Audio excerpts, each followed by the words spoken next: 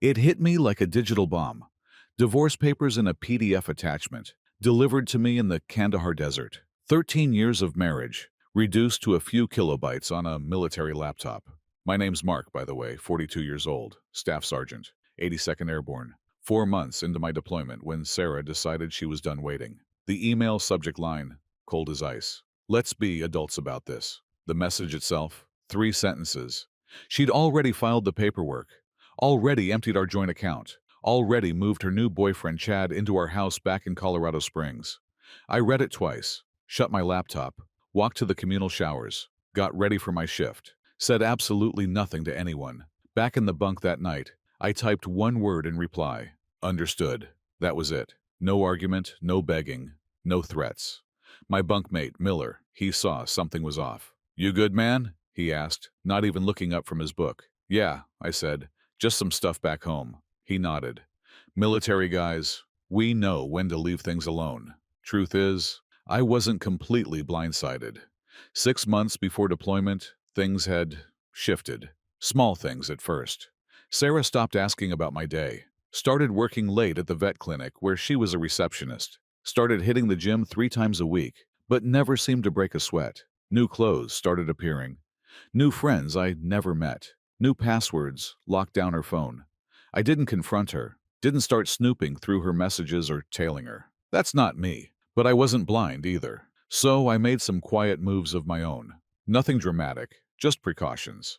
I secured important documents, birth certificate, marriage license, house deed, VA loan, thankfully just my name, in a storage unit across town. Military benefits paperwork too. Grandfather's pocket watch, mom's old silver, same unit. Things that mattered. I also opened a separate account at a different bank, started diverting a chunk of my paycheck there. Not enough for her to notice, but enough so I wouldn't be starting from absolute zero if things went south. The night before I deployed at the airport, she hugged me, said, "Stay safe, okay?" Her eyes were dry, like she was saying goodbye to a colleague, not a husband heading into a war zone. I should have known then, but part of me still hoped I was wrong. I wasn't. What she didn't know was that I'd prepared for this moment, and what she really didn't understand was this. I never start fights, but I damn sure finish them. Sarah and I met at a friend's barbecue back in '08. I was home between tours, crashing with my buddy, Kevin, in Colorado Springs. She was finishing up her vet tech program, though she ended up doing admin work instead. Less stress, she said. We were married 8 months later. Sarah used to say she was proud of my service, even though she never really got it. Her dad was an accountant, her brother, a software engineer. No military in her family tree. She'd ask when I was going to get a real job, not realizing that after 15 years, the Army was my career, not just something I was killing time with. We bought our place in 2012. Nothing fancy. 3 bedrooms, small yard, quiet street, but it was ours. My name only on the mortgage, VA loan, and all that, but I added her to the deed. That's what married people do, right? Share things. My dad died a year after we got married. Heart attack, shoveling snow. Mom passed 3 years later. Lung cancer, even though she never touched a cigarette in her life. They left me some money, not a fortune, but enough for Sarah and me to wipe out our student loans and still have a cushion. I deployed 4 times during our marriage. Iraq twice, Afghanistan twice. Each time I came home, Sarah seemed a little more distant, a little more restless, like she was playing a role she'd outgrown. I didn't sign up to be a military wife, she told me once, after I mentioned maybe re-upping for another 4 years. I'm tired of being alone all the time. I understood that. I did. But the Army was the only place I ever felt like I truly belonged. I was good at my job. People depended on me. Then, in 2017, things started shifting again. Small stuff at first. Sarah got snippy when I called during her girls' nights. Started talking about how her friend, Lisa, had divorced her husband and was living her best life now. Started making comments about how we didn't really have anything in common anymore. I suggested counseling. She said we were fine, just going through a phase. Then came the late nights at work, the weekends away with friends I'd never met, the new clothes, the gym membership she barely used. I should have confronted her, but that's not how I handle things. Never have. My dad taught me to think before I speak, to be sure before I act. So I watched. And I prepared, quietly, because my gut was screaming that something was coming. And in my line of work, you learn to trust your gut. 2 weeks after that divorce email, I was in the mess hall when my phone buzzed. Bank app notification. Another withdrawal. $88,500. Almost everything that was left in our joint account. I put my fork down, opened the app. Joint account balance. $22,337. Our savings, $47,000 we'd built up over years, gone. Completely transferred to an account I didn't recognize. Garcia, one of the guys from my unit, glanced over. Bad news? I locked my phone. Nah, I said. Just some account stuff. That night, I called our bank from the base phone center. Turned out Sarah had been moving money for weeks. Small amounts at first, then larger ones. The big transfers started the day after I deployed. I hung up, stood in the hallway for a long time, watching guys laughing, calling their kids, their wives, their parents. Normal life happening all around me, while mine was burning down. That's when Miller found me. Heard from Chavez you looked like you'd seen a ghost at dinner, he said. What's up? I don't usually share personal stuff, but Miller had pulled me out of a real mess in Kandahar once. I trusted him. My wife emptied our accounts and moved her boyfriend into our house, I said. Sent divorce papers while I was on patrol last week. Miller didn't give me the usual, no, I'm sorry, or that's rough, or you'll find someone better. He just asked, what's your plan? Not sure yet, I said. He nodded. Let me know if you need anything. That night, sleep was impossible. I pulled out my laptop, logged into our home security system, something Sarah probably forgot I could access remotely. The cameras showed a strange truck in our driveway, a guy I'd never seen before walking my dog, drinking from my coffee mug, wearing my Broncos sweatshirt. And there was Sarah, laughing in the kitchen I'd renovated myself during my last leave. Something shifted inside me. Not anger exactly, something colder, clearer. I closed the laptop, pulled out my phone, made a list. Call Ben, Army buddy, who became a lawyer. Check VA loan terms. Contact Master Sergeant about emergency leave. Review home refinance documents. Sarah had mentioned something casually last year. Check security on my military pension accounts. I didn't feel sad anymore. Didn't even feel angry. I felt focused, like I was planning a mission. This wasn't about emotion now. This was about strategy. At 0500, before my shift started, I sent an email to Ben. Subject: Need legal help. Discreet and urgent. His reply came an hour later. Call me. Secure line only. When I hung up from that call, I knew exactly what I needed to do. I didn't need to yell. Didn't need to threaten. Didn't even need to confront her. I just needed to wait and watch and let her own actions become the trap. 2 months later, I was back on American soil. Didn't tell Sarah I was coming home. No call, no text.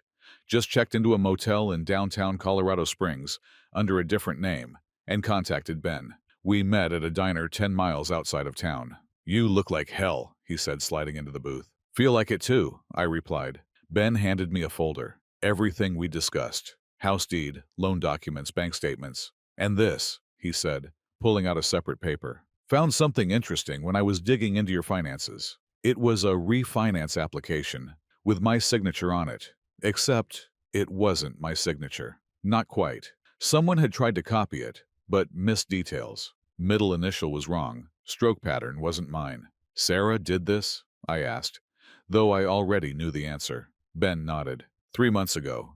Used the equity to pull out $330,000. Your signature is required for that since the VA loan is in your name only. Forge my signature, take out a loan against our house, then clear out our accounts and divorce me, I said. Busy woman. It gets better, Ben said. She listed her boyfriend as a co-applicant. Chad? Chad. He's got a record. 2 DUIs and a fraud charge from 2010. I took a deep breath. What are my options? Several, Ben said. But first, you need to decide what you want. I thought about it. I want what's legally mine, and I want her to understand consequences. Ben smiled. Then here's what we do.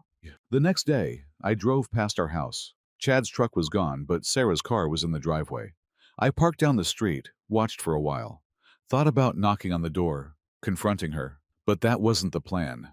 Instead, I drove to the bank, met with the loan officer who'd processed the refinance, showed him my military ID, showed him the real signature on my driver's license, showed him the forged documents. His face went pale. "I'll need to report this immediately."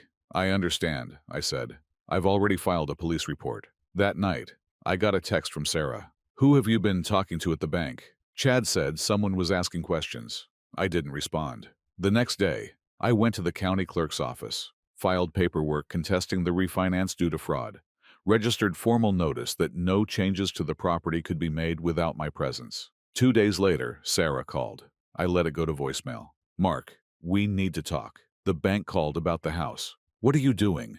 If this is about the divorce, we can discuss it like adults." Like adults. The same words from her email. Still, I didn't respond. Ben called that afternoon.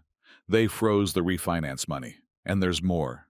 Your wife's boyfriend has been driving your truck, right? The one still in your name?" "Yeah. He got pulled over this morning, driving on a suspended license from those DUIs. They impounded the vehicle." "Good," I said. "He also had some interesting things in the truck. Prescription pads from the vet clinic where Sarah works. They weren't blank." I closed my eyes. "She's been stealing prescription pads?" "Looks that way. Police are investigating." I hung up, sat on the edge of the motel bed. This was getting bigger than I'd expected. Part of me wanted to call Sarah, warn her. Old habits, I guess. But then I remembered the security camera footage. My house, my dog, my life. Given away like it meant nothing. No, this was the path now. I couldn't turn back. And honestly, I didn't want to. I met with the bank fraud investigator the next morning. Mr. Davies. Short guy, tired eyes, coffee stain on his tie. "This happens more often than you'd think," he said, spreading documents across his desk. "Spouse deploys, other spouse sees an opportunity." "What happens now?" I asked. "We've frozen the funds from the fraudulent refinance. But there's a problem. Some of the money's already gone." "How much?" "About half. $14,600. I leaned forward. "Where did it go?" Davies hesitated. "I'm not supposed to share that information. It's my house. My name forged, my money stolen." He nodded slowly, then turned his computer screen toward me. "These are the transfers out of the refinance account." I scanned the list. Multiple transfers to someone named Ethan Hayes. Not Chad. Someone else. Someone I'd never heard of. "Who's Ethan Hayes?" I asked. Davies shrugged. "Not my department, but you should ask your lawyer to subpoena these records." I called Ben as soon as I left the bank. "Ethan Hayes," he repeated. "Let me run a check." An hour later, he called back. "Got it. Ethan Hayes is a real estate agent. Specializes in quick sales, cash deals." "She was planning to sell our house," I said. The realization hit me like a physical blow. "Looks that way." The deposits were probably earnest money to get him moving on a listing.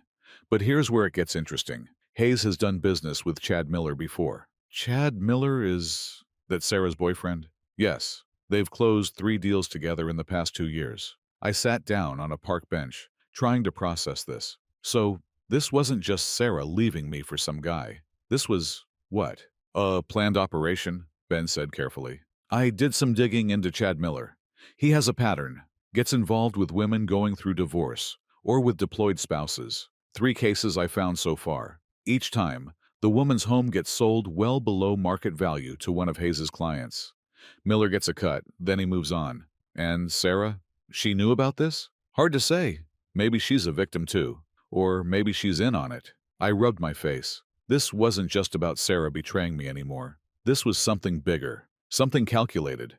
And other military families had been victims. "What do we do?" I asked. "I've already contacted the FBI's Financial Crime Division," Ben said. "This crosses state lines, involves military personnel and VA loans. They're interested." That night, I sat in my motel room with a beer, thinking about everything, wondering if Sarah had been playing me our entire marriage, or if she'd gotten swept up in Chad's scheme, wondering if it even mattered. My phone buzzed. Sarah again. "Mark, please call me." His call. "The bank is saying something about fraud, and Chad got arrested for driving your truck.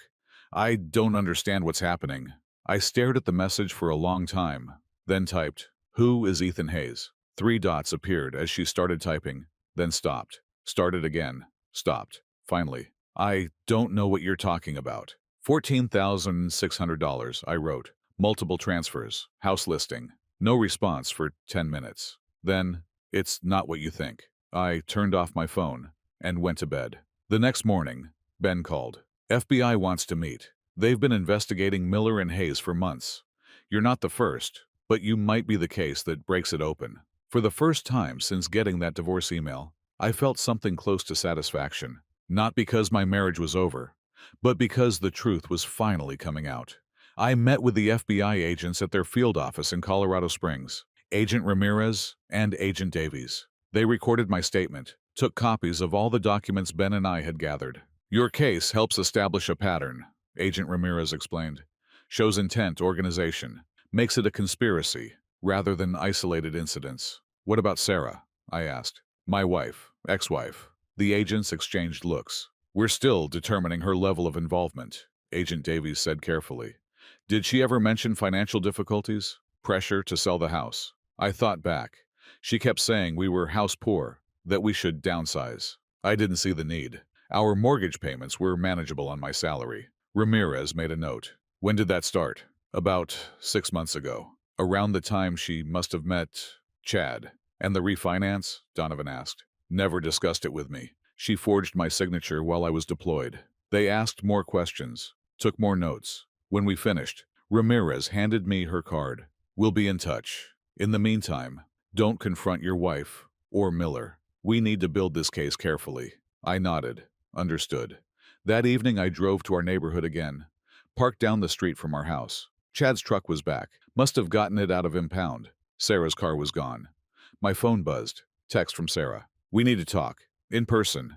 Meet me at Monument Valley Park tomorrow? I showed the text to Ben over breakfast the next day. Don't go, he advised. Nothing good can come from talking to her right now. I won't, I said. But I want to know what she's doing today, while she thinks I'm meeting her. We drove to our house at 9:30 a.m., parked across the street. At 9:45, Sarah came out, got in her car, and drove away, heading towards Monument Valley Park. Now what? Ben asked. Now we wait, I said. 20 minutes later, a car pulled up. Real estate agent logo on the door. Ethan Hayes. Chad came out to greet him. They talked in the driveway, then went inside. Should we follow them? Ben asked. I shook my head. No need. I installed security cameras last year, interior and exterior. They upload to cloud storage. Ben smiled. You didn't mention that before. Never came up, I said, pulling out my phone. I opened the security app, angled the screen so Ben could see. Hayes and Chad were in our living room. Hayes was taking photos. Chad was pointing at features of the house. I turned up the volume. Should list by the end of the week, Hayes was saying. I've got a buyer interested already. Cash offer, as usual. How much? Chad asked. $420. We list at $470, they offer $420. Everybody's happy. What about the husband? Sarah says he's causing trouble. Hayes waved dismissively. Military guys are all the same. They make noise, but they've got deployments, responsibilities. He'll take a settlement to make it go away. I turned to Ben. You getting this? He was already recording the feed on his phone. Every word. I forwarded the security feed access to Agent Ramirez with a short message. Happening now. 30 minutes later, our house was surrounded by FBI vehicles. I watched from down the street as agents led Hayes and Chad out in handcuffs. My phone rang. Agent Ramirez. Got them on tape discussing the fraud scheme, she said. Plus conspiracy, wire fraud, and attempting to sell property under false pretenses. We're going to need a formal statement from you, of course. Of course, I said. And Mr. Briggs, your wife just arrived at the scene. She's distressed. I looked down the street. Sarah was standing on our lawn, hands over her mouth, watching as FBI agents carried boxes of documents from our house. What happens to her? I asked. That depends, Ramirez said, on what she knew and on what you want. I watched Sarah for a long moment. 13 years of marriage. Good years at the beginning, before whatever this had become. I just want what's right, I said finally. The federal case moved quickly. Chad and Hayes both took plea deals, implicating each other and several other conspirators, in what turned out to be a 3-state operation targeting military families. Sarah maintained she knew nothing about the larger scheme. Said Chad had convinced her I was hiding money, planning to leave her with nothing. Said the refinance was his idea. She'd just gone along with it. Maybe that was true. Maybe it wasn't. Either way, she agreed to a settlement. Full restitution of the stolen funds, forfeiture of any claim to the house, or my military pension, a signed confession about the forgery. In exchange, I didn't press charges. The divorce was finalized 6 months after that email from Kandahar. No fault, clean break, all things considered. On the day the last paperwork was signed, I got a call from Agent Ramirez. Chad Miller was sentenced today. 8 years for fraud, conspiracy, and identity theft. Hayes got 12. Thought you'd want to know. Thank you, I said. There's something else, she added. We found evidence they've done this to 11 other military families. Your case helped us build the pattern. Those families might get their money back because of you. After we hung up, I sat on the porch of my rental apartment, watching the sunset, thinking about those other families. Other men who deployed, thinking their homes and marriages were safe, only to come back to emptiness. I hadn't planned on being the one to bring down Chad and Hayes' operation. I just wanted what was mine. But sometimes things work out in ways you don't expect. My phone buzzed. Text from Sarah. I never meant for things to end this way. I didn't respond. There was nothing left to say. A year later, I sold the house. Couldn't stand to live in it anymore. Too many memories. Too much betrayal in those walls. I used the money to buy a small cabin outside of Missoula, Montana. 2 bedrooms, 10 acres of land, a creek running behind it. No neighbors for miles. I took early retirement from the Army. 20 years was enough. I'd given enough. I got a dog. German Shepherd named Scout. Started doing carpentry work for locals. Nothing fancy, but it kept my hands busy and paid the bills. My military pension covered the rest. Sometimes I thought about Sarah. Wondered where she ended up. Ben heard she'd moved back to her hometown in Oregon, working at another vet clinic. Starting over, I guess. I didn't hate her anymore. Didn't much feel anything about her, to be honest. She'd made her choices, and so had I. One evening, I got a letter from a woman in Fort Worth. Her husband was in the Navy, deployed, when Chad and Hayes tried to run their scheme on her. The FBI had given her my name as part of the case. You don't know me, she wrote, but you saved our home. Thank you. You were fighting back when it would have been easier to just walk away. I read it twice, then pinned it to my refrigerator. Some days, when the silence got too loud, or the memories too sharp, I'd look at that letter and remember that something good had come from all of it. Last I heard, Chad was still in prison. Hayes, too. The system worked, for once. As for me, I was finding my way forward, one quiet day at a time, building something new, something that couldn't be stolen, or forged, or betrayed, something that was just mine.